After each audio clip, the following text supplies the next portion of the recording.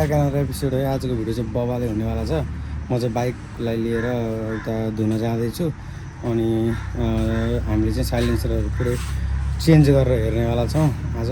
मतलब एउटा त्यहाँ दाइसँग मेरो कुरा भएको छ, दाइले साइलेन्सर मगाएर राखिसक्नु भयो। सर्ट पन्जाब भन्ने हुन्छ होइन, त्यही साइलेन्सर हो।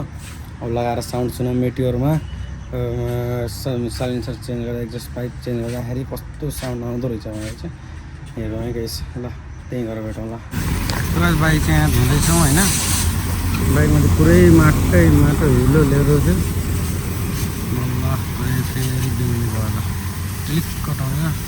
अब चाहिँ गाइस हामी यसमा साइलेन्सर हालेर चेक गर्नेवाला छौँ। अर्को है मिनी पन्जाब भन्ने साइलेन्सर हो। गएर प्राइजहरू हेर्न सक्नुहुन्छ। अब लगाएर चेक गरौँ एक्चुअली कस्तो के हुन्छ। लगाइज अब चाहिँ हामीले यो खोल्न लागेको, लगाएर हेर्नु कस्तो देखिन्छ।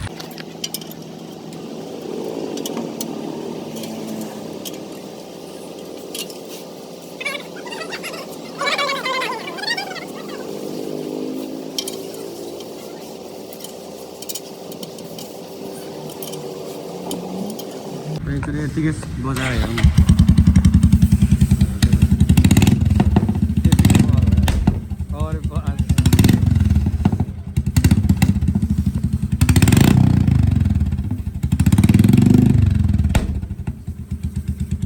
यस्तो मिसपार हान्छ र कता हानी आयो ब्राम ब्राम आवाज आएर ल। अब यो चाहिँ हामीले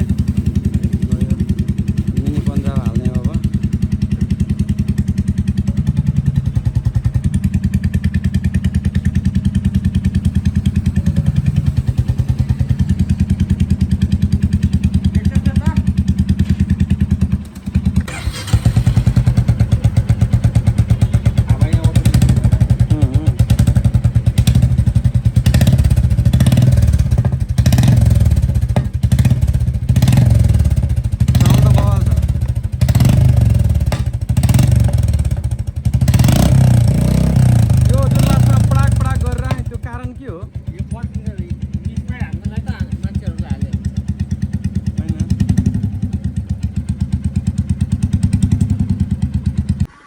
अब हामी चाहिँ यहाँ घर आइसक्यो। बाइकलाई यहाँ टिलिक्कै टल्काएर राखेको छ। मैले चाहिँ फेरि यही साइलेन्सर लगाइसकेको छु।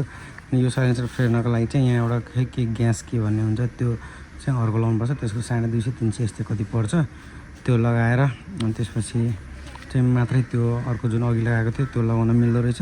त्यही भएर यो मैले अहिले फेरि जुन बाइकमा आएको थियो त्यही लगाइदिएको छु। अब हेरौँ त्यो साइलेन्सर लगाउँ कि नलगाउँ होइन। साउन्ड सुनिहाल्नुभयो अनि लाइक सेयर सब्सक्राइब गरिदिनु, कमेन्टमा लेख्नु त्यो साइलेन्सर लगाउँ कि नलगाउँ है। तपाईँले जे भन्नुहुन्छ म त्यही गर्छु ल। गाइस कमेन्ट हाल्नु, कमेन्ट। यस्तो टिलीको मेट्योर 350मा एक्जस्ट पाइप चेन्ज गर्दाखेरि साउन्ड कस्तो चाहिँ आउँदो रहेछ त, बवाल लाग्यो नि होइन। थाहा भइहाल्यो। अब चेन्ज गरौँ कि नगरौँ है। फेरि पुलिसहरूले फेरि मलाई हान्छ नि फेरि। तपाईँले भन्नुहुन्छ नि चेन्ज गरिदिन्छु, हेरौँ।